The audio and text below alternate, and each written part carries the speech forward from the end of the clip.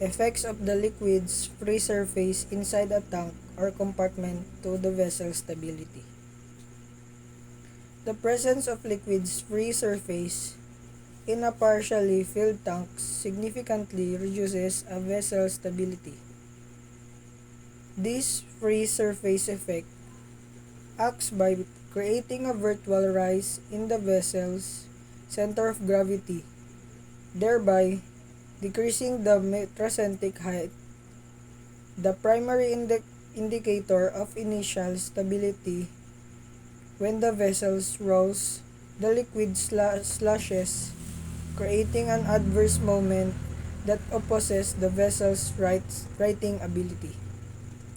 This makes the vessels more prone to excessive rolling or even capsizing.